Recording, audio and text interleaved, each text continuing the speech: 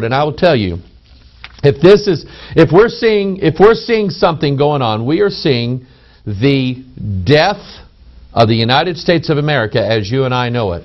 God promises, and if we just exclude every other stupid thing that's going on in this world right now, God promises that when we walk away from His statutes and the things that we were established on and the foundations are being destroyed in this country. And if we walk away from those in this country, God said, if a man do, he shall live in them. If we'll keep the statutes of God, we'll live as a result of it. If we would just keep the Constitution, America would live. But I will tell you, there are all too many people out there who want to see the death and the destruction of the United States of America. Why? Because you cannot create a new world order as long as the old world order represented by this country still exists. They want it to die. Deuteronomy chapter 14 verse 2, For thou art an holy people unto the Lord thy God, and the Lord hath chosen thee, watch this, to be a peculiar people unto Himself, above all the nations that are upon the earth. So here's what God is saying. He said, I will take you and I will make you peculiar, and you will be above all the nations of the earth. That sounds like America. That's what God did here, because at one time the law of God was supreme in the hearts of Americans. Here's what's happened. We are no longer, we say, we want to be like everybody else. We want to be like the French. Oh, come on. We want to be like the European Union. Why? We think China has a good role model there for us to follow. And so we follow their rules. And God said, I have designed you better than that. I made you peculiar. I made you different. The whole world at one time, watch this, the whole world looked where?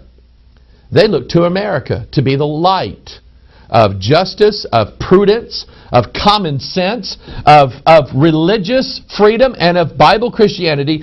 They looked to America for that. And now America turns to all these lesser nations. And I'm not knocking anybody we have people in the United Kingdom, Netherlands, and France, and Germany, and all these. I'm not knocking that. I'm just saying God did a good thing here.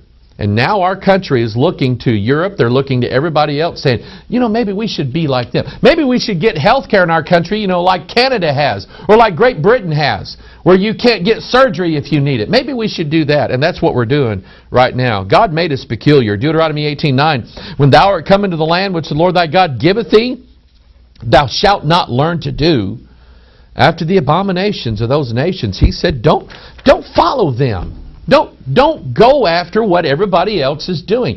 You be my peculiar people, and your laws are based upon my word, and the precedents that you set should be based on common sense and the laws that you have and my word. That's what God said.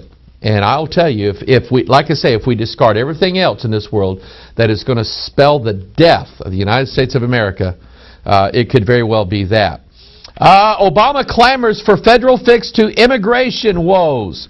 I won't read all this story, but now Obama's looking like he's coming out and saying, "Oh my goodness, look at what George W. Bush did with this country in 8 years." Let me do it like Obama would do it. Look at what George W. Bush has done with our country. No, back. No, go up. No, back down a little bit. Yeah, there.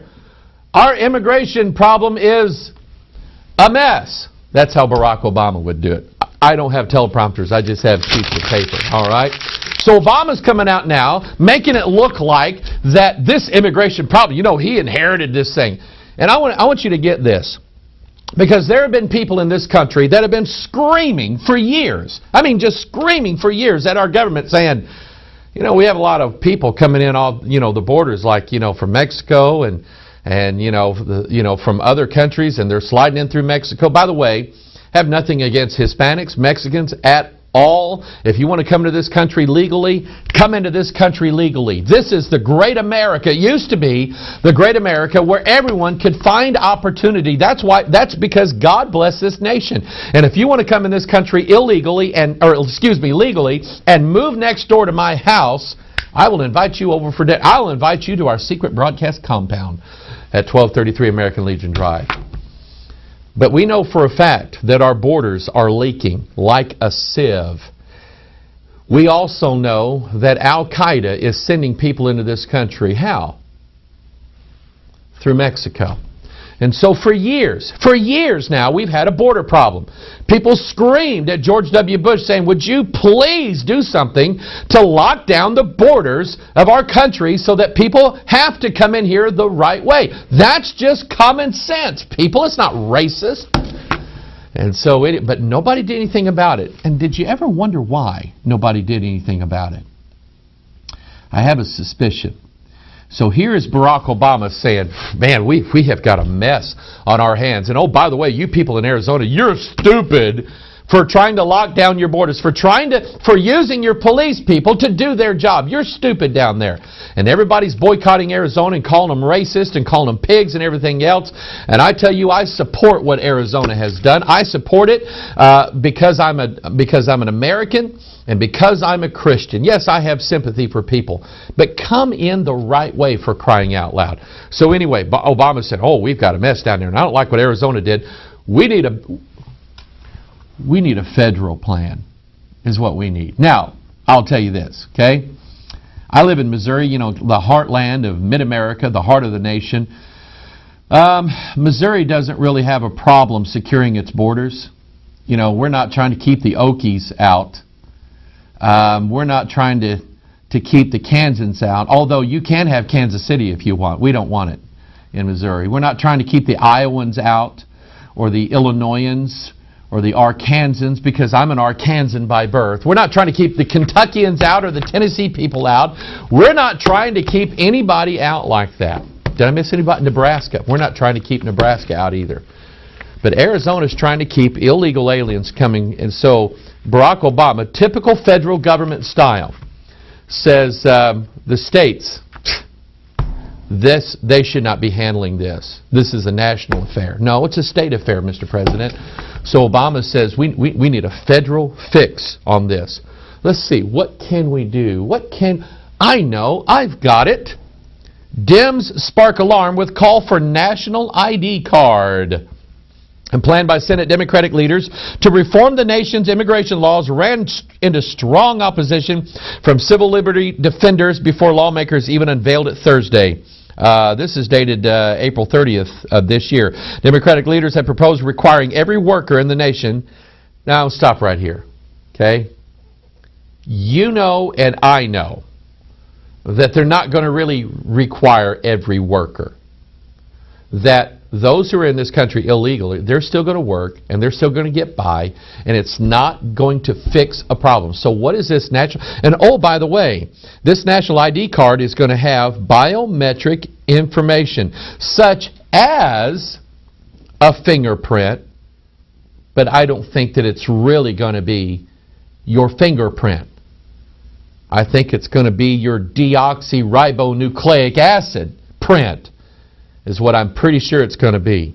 Biometric card for every American citizen worker in the nation, so that no man might buy or sell unless you had this wonder card from the federal government. This is a national ID card, is what it is.